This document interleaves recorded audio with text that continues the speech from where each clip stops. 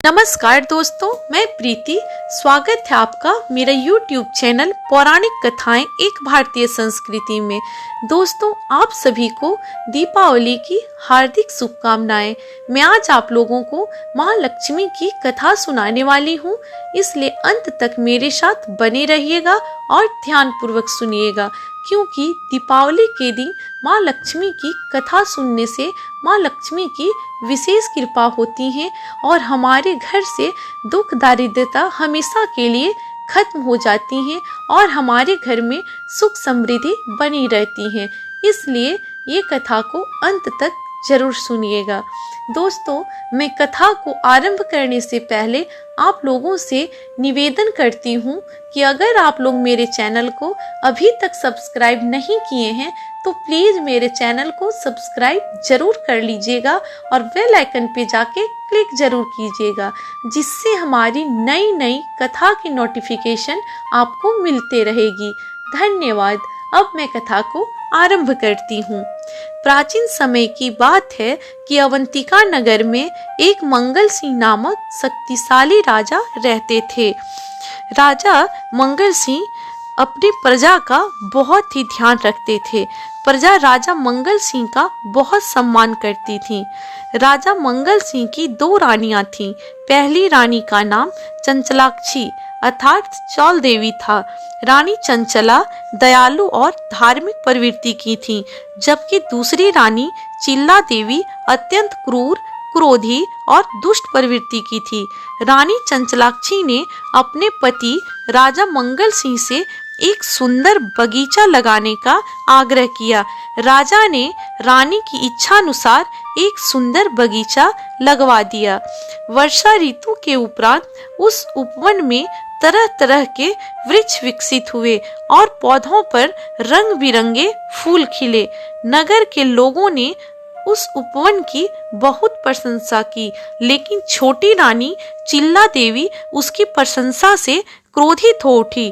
उसे पटरानी चंचला से ईर्ष्या होने लगी। अचानक एक दिन चंचलाक्षी रानी के उपवन में एक वाराह घुस आया। पलक झपकते ही उस वाराह ने रंग बिरंगे फूलों के पौधों को नष्ट कर दिया। सैनिकों ने उस वाराह को मार गिराने की बहुत कोशिश की, परंतु वाराह ने अनेक सैनिकों को घायल कर दिया। उस वाराह को भगाने के लिए राजा मंगल सिंह को स्वयं आना पड़ा। राजा ने अपने धनुष पर एक प्रचंड बाण चढ़ाकर वाराह पर चलाया। उस बाण ने वाराह के शरीर को भेद कर हृदय नष्ट कर दिया। वाराह का अंत हुआ तो उसके शरीर से एक अलौकिक पुरुष प्रकट हुआ। अलौकिक पुरुष ने राजा को साष्टांग प्रणाम करते हुए कहा, हे राजन, मैं गंधर्व लोक का राजकुमार चित्ररथ हूँ। एक साप के कारण मुझे वाराह बनना पड़ा था। साप देने वाले ऋषि ने बताया था, जब अवंतिका नगर के राजा मंगल सिंह अपना बाण चलाकर वाराह का अंत करेंगे, तभी तेरा पुनर्जन्म हो पाएगा। चित्ररथ ने वहां से प्रस्थान करते समय कहा, हे राजन, जब आप महालक्ष्मी का विधिवत पूजन करोगे तो आपके राज्य में धन्य धान्य की वृद्धि होगी। प्रजा को कोई कष्ट नहीं होगा, चारों ओर सुख समृद्धि बनी रहेगी। राजा मंगल सिंह बहुत देर तक चित्ररथ के ख्यालों में डूबे रहे। जब उनकी कल्पना भंग हुई तो उन्होंने अपने सामने एक ब्रह्मचारी युवक को खड़ा पाया। राजा ने उस युवक से आने का कारण पूछा तो उसने बताया, महाराज, मैं आपकी सेवा करने आया हूँ।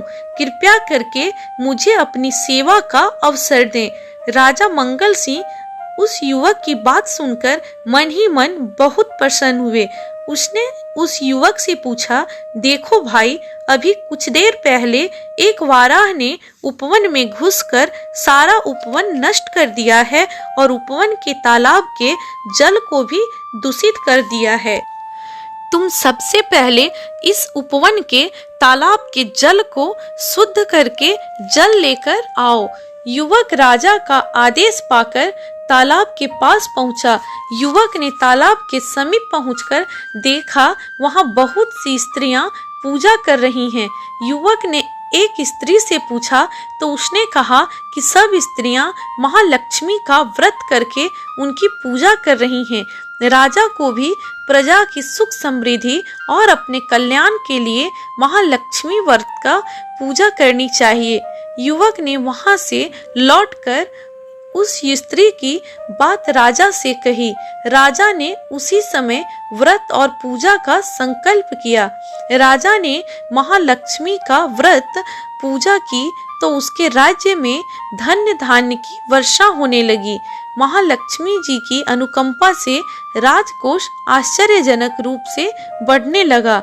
एक बार बड़ी रानी ने महल में राजा मंगल सिंह के हाथ में महालक्ष्मी पूजन का डोरा बंधा देखकर मुंह बनाते हुए कहा, महाराज, आपके हाथ में यह डोरा मुझे बिल्कुल अच्छा नहीं लगता।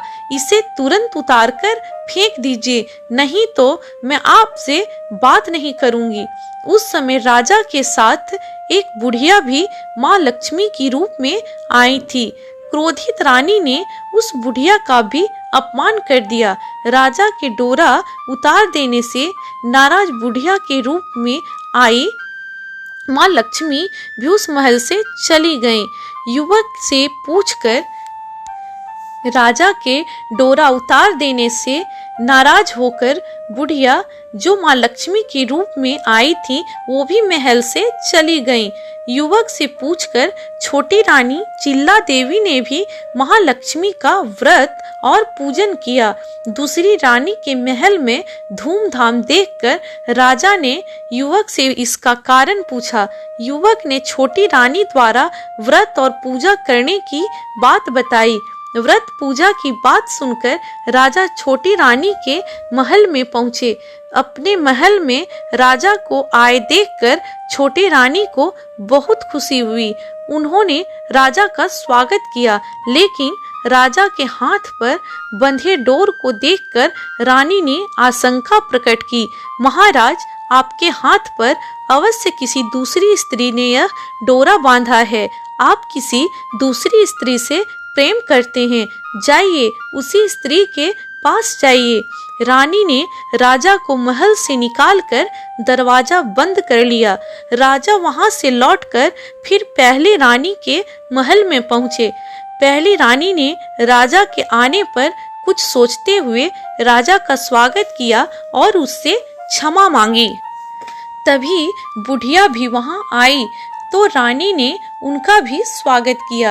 युवक के परामर्श पर रानी ने फिर से महालक्ष्मी के व्रत और पूजन का संकल्प किया। महालक्ष्मी बुढ़िया के रूप में रानी के आदर सत्कार से बहुत प्रसन्न हुई और राजा रानी को सुख समृद्धि का वरदान दिया। कुछ ही दिनों में राजा रानी और सारी प्रजा धन धान्य और सुख समृद्धि से आनंदित होकर जीवन यापन करने लगे। महालक्ष्मी के व्रत और पूजन का आश्चर्यजनक प्रभाव देखकर छोटी रानी ने भी व्रत पूजन प्रारंभ किया। कुछ ही दिनों में उनका भी भाग्य परिवर्तित हो गया। राजा मंगल सिंह दोनों रानियों के साथ सुखपूर्वक महल में जीवन यापन करने लगे। तो इसी के साथ मैं अब कथा को यहीं पे समाप्त करती हूँ और इसके साथ साथ माँ लक्ष्मी से प्रार्थना करूँगी कि हे माँ, जितनी भी श्रोताएं मेरी कथा को सुन रही हैं उनके साथ साथ मेरे भी जीवन में कल्याण करना माँ। और जिस तरह आपने राजा मंगल सिंह और दोनों रानियों पे कृपा की उसी तरह सारे सुनने वाले बंधुओं के साथ साथ मेरा भी उपकार करना माँ। तो मैं इसी के साथ अब कथा को समाप्त करती हूँ। मिलती हूँ अगली कथा में, तब तक के लिए नमस्कार।